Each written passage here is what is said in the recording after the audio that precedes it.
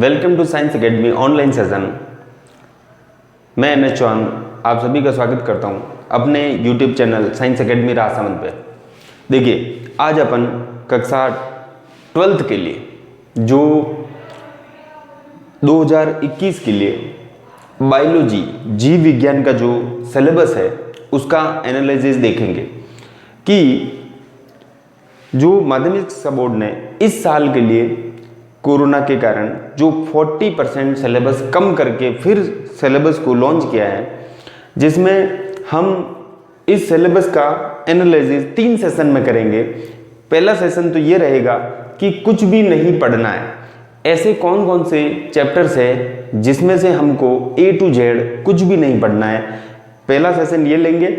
फिर दूसरा सेशन लेंगे कि ऐसे कौन कौन से चैप्टर है जिसमें से कुछ भी नहीं हटाया गया है, सब कुछ पढ़ना है उसमें से।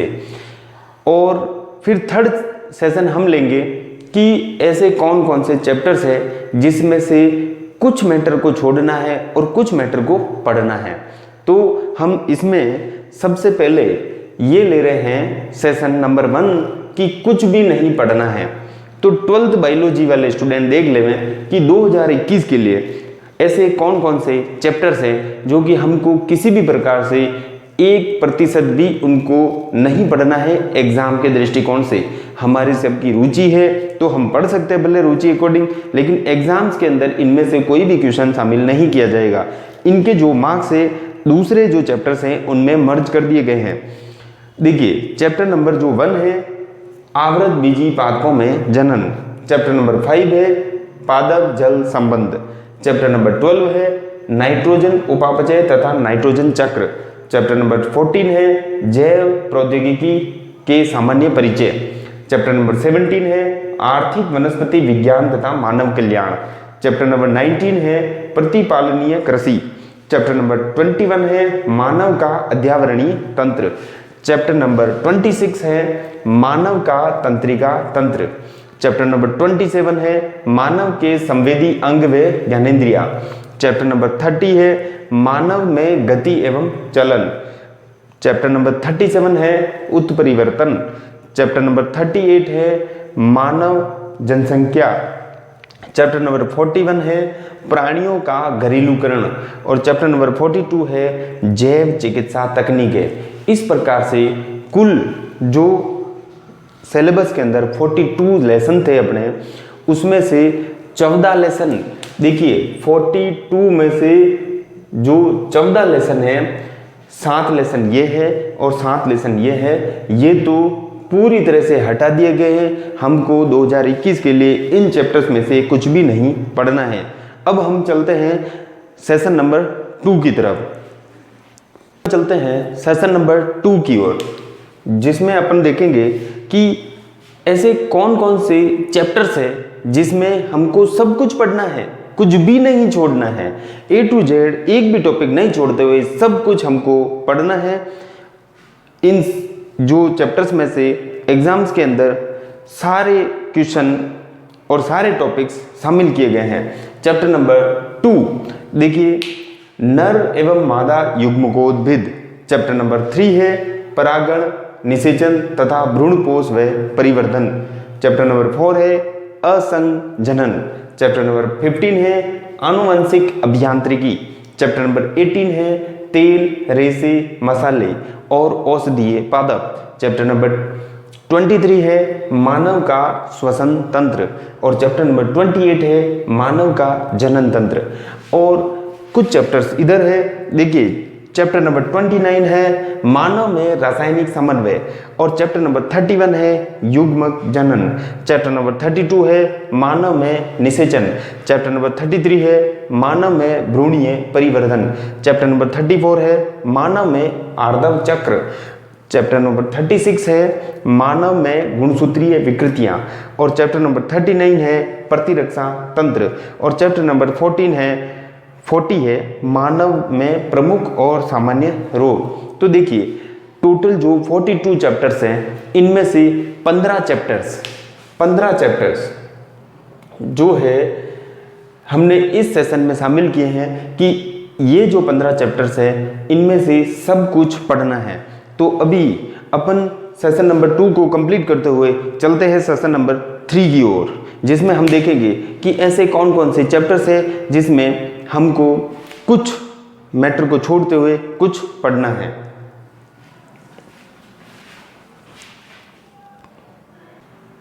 तो दोस्तों अभी अपन सेशन नंबर 3 की ओर बढ़ते हैं, जिसमें अपन देखेंगे कि ऐसे कौन कौन से चैप्टर्स है जिसमें से हमको कुछ कुछ ही पढ़ना है, मतलब कि उसमें से कुछ कुछ टॉपिक्स को हटा दिया गया है और उन टॉपिक्स में से आपके चैप्टर्स में से जो ये टॉपिक्स सामने लिख रखे हैं चैप्टर सहित, इनमें से किसी प्रकार का कोई क्वेश्चन एग्जाम के दृष्टिकोण से महत्वपूर्ण नहीं है। तो हम देख रहे हैं, देखिए कि कुछ कुछ भाग हटाया गया है। कौन कौन से टॉपिक्स हटाए गए हैं जो देख रहे हैं, चैप्टर नंबर 6 है पादपों में जल अवशोषण व रसारोहण। इसके अंदर जो 2 टॉपिक है, देखिए पौधे जल अवशोषण अंग, पौधों के जल अवशोषणीय अंग, और तो दूसरा टॉपिक है जल अवशोषण को प्रभावित करने वाले कारक। ये 2 टॉपिक हमको छठे चैप्टर्स के अंदर से नहीं पढ़ने हैं। चैप्टर नंबर 7 है वाष्पोत्सर्जन व बिंदु स्त्राव। इसमें से भी सिर्फ एक टॉपिक वाष्पोत्सर्जन को प्रभावकारी कारक और महत्व, वाष्पोत्सर्जन का महत्व भी नहीं पढ़ना है अपने को और प्रभावित करने वाले कारक भी नहीं पढ़ने हैं। चैप्टर नंबर 8 देख रहे हैं कि पादपों में खनिज पोषण। इसमें से ये टॉपिक हमको नहीं पढ़ना है, खनिज लवणों के अवशोषण की क्रियाविधि। अब अपन देख रहे हैं चैप्टर नंबर 9 जो कि है एंजाइम। इसमें से एंजाइम का इतिहास हमको नहीं पढ़ना है और एंजाइम के जो विशिष्ट गुण होते हैं वो भी हमको नहीं पढ़ने हैं। फिर एंजाइम की जो क्रिया होती है उसको प्रभावित करने वाले जो कारक है उनको भी हमको नहीं पढ़ना है। तो एंजाइम में से इतिहास, विशिष्ट गुण और उसको प्रभावकारी जो कारक होते हैं उनको नहीं पढ़ना है। चैप्टर नंबर 10 की बात करते हैं जिसमें प्रकाश संश्लेषण है और इसके अंदर से प्रकाश संश्लेषण का इतिहास ये हमको नहीं पढ़ना है और प्रभावकारी कारक ये भी हमको नहीं पढ़ना है। चैप्टर नंबर 11 की बात करते हैं कि श्वसन, और श्वसन में से सिर्फ प्रभावकारी कारक को हमको नहीं पढ़ना है। कुछ और भी चैप्टर्स हैं जो कि हम आगे देख रहे हैं।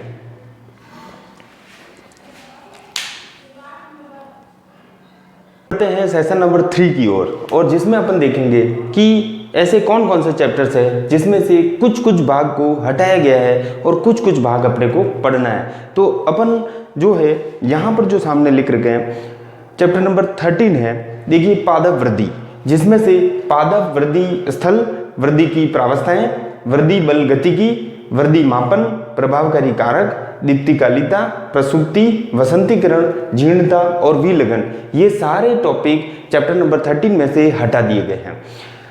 उसके अलावा जो बचता है वो हमको पढ़ना है। चैप्टर नंबर 16 में देखेंगे जैव उत्तक संवर्धन। इसमें से संवर्धन का माध्यम, अनुप्रयोग और उपलब्धियां, ये टॉपिक इसमें से हटा दिया गया है। चैप्टर नंबर 20 देखेंगे जैव ऊर्जा। इसमें से भारत एवं राजस्थान में बायोडीजल का जो उत्पादन होता है वो हटा दिया गया है। चैप्टर नंबर 22 है मानव का पाचन तंत्र, और इसमें से कुपोषण एवं संबंधित रोग जो है ये हटा दिए हैं। चैप्टर नंबर 24 की बात करें तो मानव रक्त परिसंचरण तंत्र, इसमें से हृदय एवं परिसंचरण संबंधी रोग, इनको हटा दिया है। चैप्टर नंबर 25 की बात करें तो मानव उत्सर्जन तंत्र, इसमें से उत्सर्जन संबंधी रोग ये हटा दिया है। और चैप्टर नंबर 35 है मेंडल के आनुवंशिकी नियम, इसमें से मेंडल के नियमों से विचलन। तो देखिए हमने कक्षा 12th के लिए बायोलॉजी का जो 2021 के लिए जो सिलेबस है उसका 3 सेशन के अंदर एनालिसिस कर लिया है, जिसमें पहला सेशन था कि कुछ भी नहीं हमको पढ़ना है, वो चैप्टर देखे, और फिर देखा हमने कि चैप्टर ऐसे कौन कौन से जिसमें से सब कुछ पढ़ना है, और सेशन नंबर 3 देखा कि ऐसे कौन कौन से चैप्टर्स हैं जिसमें से कुछ भाग को हटाया गया है तो कुछ कुछ भाग को पढ़ना है। तो ये अपन ने सिलेबस एनालिसिस कर लिया है, और आप अपनी नोटबुक निकाले, उस पर लिखे, या फिर अपनी जो बुक्स है उसमें या पासबुक के अंदर उनको एक बार वीडियो देख करके निशान लगा देवें, ताकि अपने को बार बार फिर जो है सिलेबस देखने की आवश्यकता ना पड़े और अपन जो है सही दिशा के अंदर गतिमान रहे और सही दिशा में जो एग्जाम में आना है वही